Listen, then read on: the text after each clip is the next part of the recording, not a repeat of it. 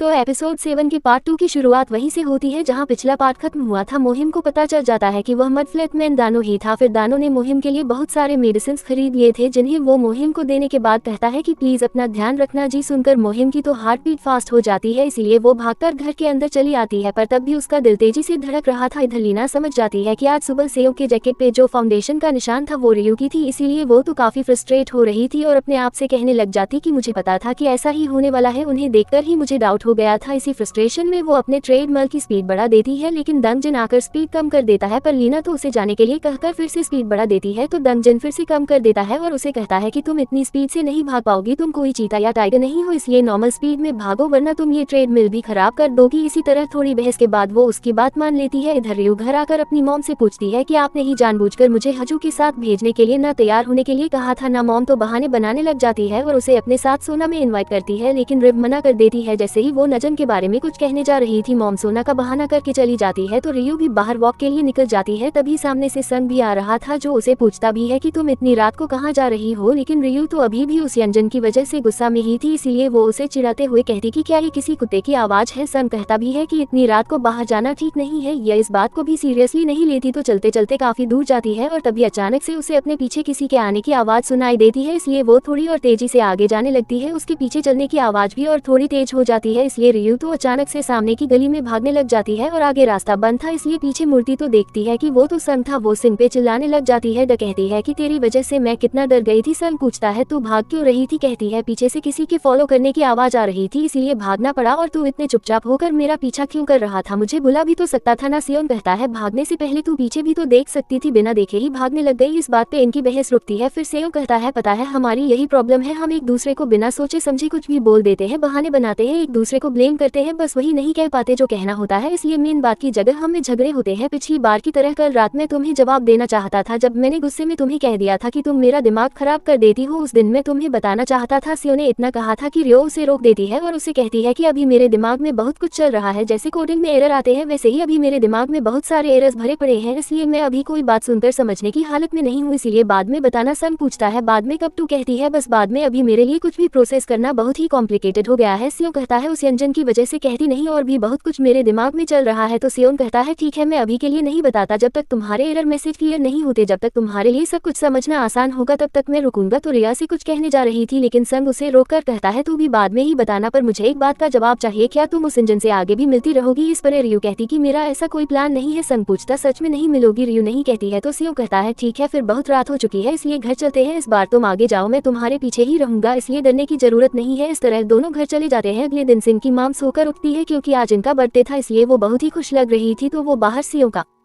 Dad को देखने जाती है, लेकिन हॉस्पिटल में इमरजेंसी की वजह से वो जल्दी ही हॉस्पिटल के लिए निकल जाते हैं। सियो की मम तो उनसे कुछ बात ही नहीं कर पाती, तो फिर वो सियो के रूम में जाती है उसे चेक करने, लेकिन सिंह भी सुबह सुबह अपने काम के लिए निकल चुका था, इसीलिए सियो की मम थोड़ी अपसेट होती है। इधर सियो को सुबह सुबह तेही ने बुलाया था उनके इस प्रोजेक्ट के लिए बनाई हुई पहली केटली का डिजाइन दिखाने के लिए, जो बहुत ही अच्छा बना था। सियो को भी काफी पसंद आता है तो उसकी तारीफ करता है, लेकिन तेही को तो उससे और ज्यादा तारीफ सुननी थी। सियो कहता है क्यों ना थोड़ा प्रोफेशनलिज्म भी मेंटेन करे। तभी उसकी नजर पड़ती है कुछ डैमेज पॉट्स पर, जिनके बारे में पूछने पर तेही बताती है कि कोई भी चीज पहली बार में परफेक्ट नहीं बनती, जैसे तुम जो प्लान करते हो वो हमेशा परफेक्ट रिजल्ट दे वो जरूरी तो नहीं है, अगर हम ट्राई भी ना करें तो कैसे पता चलेगा। उसके बाद दोनों खाना खाने के लिए शहर के लिए निकलते हैं। इधर सियो की माम मिनिस्ट्री पहुंचती है, लेकिन ऑफिस में आज वाइस मिनिस्टर नहीं थे, इसलिए इन्हें वापस आना पड़ता है। आते हुए अपने फ्रेंड्स ग्रुप में मैसेज करती है, अपने दोस्तों से पूछती कि आज रात का क्या प्लान है, क्योंकि ये जानना चाहती थी कि इनके फ्रेंड्स को इनका बर्थडे याद है या नहीं। इधर मुहिम बैंड लगा रही थी, जिससे उसे फिर से दानों की ही बात याद आती है कि अपना ख्याल रखना। याद आते ही फिर से मुहिम की हार्ट बीट फास्ट हो जाती है, इवन मुहिम तो ब्लश करने भी लग जाती है। एलेक्स जब इस बार में पूछते हैं कि तुम्हारे गाल लाल क्यों लग रहे हैं, मुहिम बहाना करके यहाँ से निकल जाती है। रदानो रिसर्च कर रहा था पैरामेडिक्स और फायर फाइटर्स के बारे में, जिससे इसे पता चलता है कि रेस्क्यू मिशंस में काफी बार पैरामेडिक्स और फायर फाइटर्स को चोट लगती है, कई बार तो डेडली एक्सीडेंट्स भी होते हैं। इस काम में उन्हें बहुत कुछ सफर करना पड़ता है। एक सीनियर आकर पूछते कि अचानक से पैरामेडिक्स के बारे में क्यों रिसर्च कर रहे हो। नो बताता है कि मैं एक पैरामेडिक को जानता हूँ जो ऐसे ही अपनी जान को खतरे में डालती है। हर साल लगभग 300 से भी ज्यादा पैरामेडिक्स पर अटैक सेक्स और असल्ट होते हैं, इसलिए वो इस टॉपिक पर कुछ लिखने का डिसाइड करता है। अब संग होते ही जिस रेस्टोरेंट में आते हैं वहाँ तो रियो हिंज उनके साथ आई थी। संग तो उन दोनों को साथ में देखकर हैरान रह जाता है और गुस्सा भी आता है। अब साथ में बैठना ठीक नहीं रहता, इसलिए वो दोनों उनके पास वाले टेबल में जाकर बैठते हैं। सब लोग खाना शुरू करते हैं। तही सियो से खाने के बारे में पूछती है। सियो कहता है अच्छा है। तही कहती है थैंक गॉड तुम्हें पसंद आया, मैंने हमारे पिछले डेट के बाद इस दिन के लिए बहुत एफर्ट लगाए थे। अब उनकी डेट की बात सुनकर रियो के एक्सप्रेशन से हमें पता चलता है कि उसे भी अच्छा नहीं लगा। तभी इधर यंजन रियो के पास एक टिफिन बॉक्स जैसा देखकर पूछता है कि उसमें क्या है, तो रियो उसे बताती है कि मैंने कुकिंग क्लास ज्वाइन किया है, बस वही जापचे बनाया था। यंजन कहता है तुम कुकिंग तो बहुत ही अच्छा करते हो, फिर कुकिंग क्लास जाने की क्या जरूरत है। यह बताती है कि मैं इसमें प्रोफेशनली कुछ करना चाहती हूँ। यंजन कहता है फिर क्यों ना कुकिंग स्कूल ज्वाइन करो, इसके लिए कैलिफोर्निया बेस्ट रहेगा। टीव कहती मैंने अभी तक उतनी दूर की सोची नहीं है। तभी यंजन कहता है कि क्या मैं तुम्हारा बनाया हुआ जापच ट्राई कर सकता हूँ। जो सुनकर तो इधर सियो को गुस्सा आ रहा था, जिसका चेहरा देखकर तेही को भी समझ आ रहा था। टीव कहती कि यहाँ बाहर का खाना अलाउड नहीं है। तभी यंजन एक वेट्स को बुलाता है, उसे कहता है कि एक स्पेशल पर्सन ने खास मेरे लिए कुछ बनाया है, क्या मैं इसे खा सकता हूँ। वेट्रेस परमिशन दे देती है। देन वो रियो को कहती है कि आपका बॉयफ्रेंड तो काफी रोमांटिक है। जो सुनकर तो इधर ग को बहुत ही जल्दी होती है और गुस्सा भी आ रहा था, क्योंकि रिया ने वेट्रेस को बताया भी नहीं कि हिजन उसका बॉयफ्रेंड नहीं है। हिजन को तो उसका जापच बहुत ही अच्छा लगता है, तो उसकी बहुत तारीफ करने लग जाता है। लेकिन दसम तो गुस्से में मीट को काटने लग जाता है, जो देखते ही कहती कि मेरी पार्टनर कंपनी हम दोनों से मिलना चाहती है, तो क्या नेक्स्ट वीक तुम्हारे पास टाइम होगा। सियो कहता नहीं भी होगा तो मैं टाइम निकाल लूंगा। तो तेही बताती कि मेरी एक दोस्त ने हम दोनों के रिलेशनशिप के बारे में पूछा था, तो मैंने उसे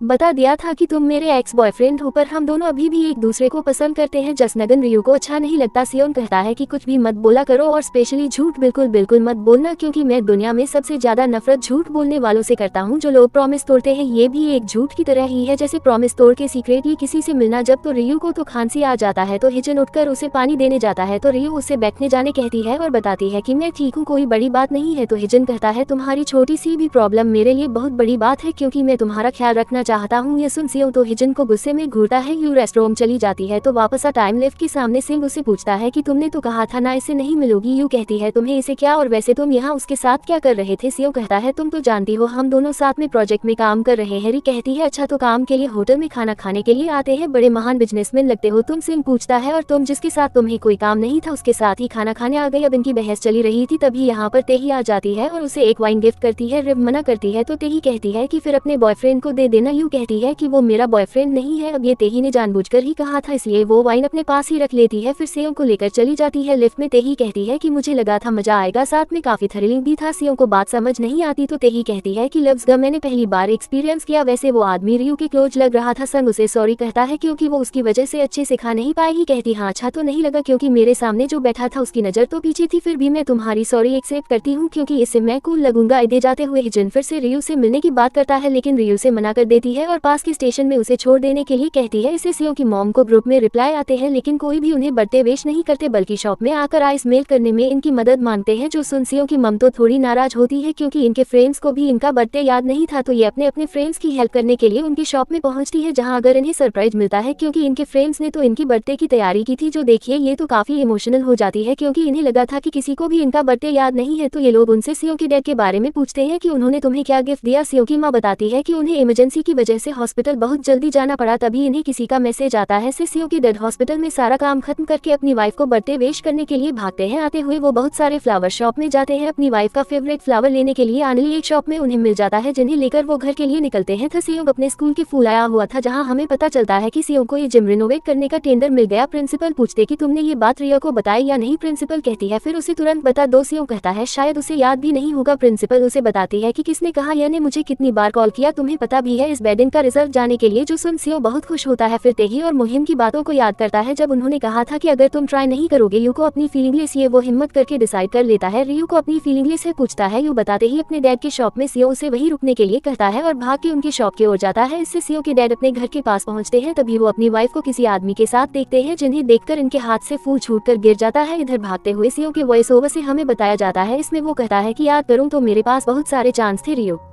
को अपनी फीलिंगली स्कूल के ग्रेजुएशन के दिन पर उस दिन भी नहीं बता सका। कॉलेज के फर्स्ट ईयर में एक दिन दोनों कॉलेज के बाद आइसक्रीम खा रहे थे, काफी तैयार होकर आई थी। सियो के पूछने पर वो बताती है कि वो सीनियर्स के साथ ग्रुप डेट पे जा रही है। जो सुनकर सियो को पहली बार जेलेसी हुई थी, जिससे वो उसकी आइसक्रीम उसके मुंह पे लगा देता है। फिर इसके बाद जब सिंह ने उसे बताने का सोचा, तब तक रियो का यूएस की यूनिवर्सिटी में सिलेक्शन हो गया था, जहाँ जाने के लिए वो बहुत ही ज्यादा एक्साइटेड थी, तब भी बता नहीं सका। अब कमिंग बैक टू प्रेजेंट, सिंह भागते हुए रियो की शॉप में पहुंच जाता है। रियो पूछती है तुम कहाँ से भागते हुए आ रहे हो। सर उसे रोकते हुए कहता है कि आज मेरी बात सुन लो, मैंने कहा था मैं वेट करूंगा, बाद में बताऊंगा, पर मुझसे नहीं हो रहा, मैं और वेट नहीं करना चाहता। जब मैंने तुमसे कहा था कि तुम मेरा दिमाग खराब कर देती हो, मुझे पागल कर देती हो, तब मैं कहना चाहता था कि मैं तुम्हें पसंद करता हूँ। आई लाइक रियो। इसी के साथ एपिसोड 7 की पार्ट 2 का एंड यहीं पर होता है। तो अब रियो का क्या जवाब होगा देखेंगे हम एपिसोड 8 में। वीडियो पसंद आए तो वीडियो को लाइक कर देना, चैनल पर पहली बार आए तो do subscribe and hit the bell icon. मिलते हैं अगले एपिसोड में, तब तक के लिए take care and bye bye.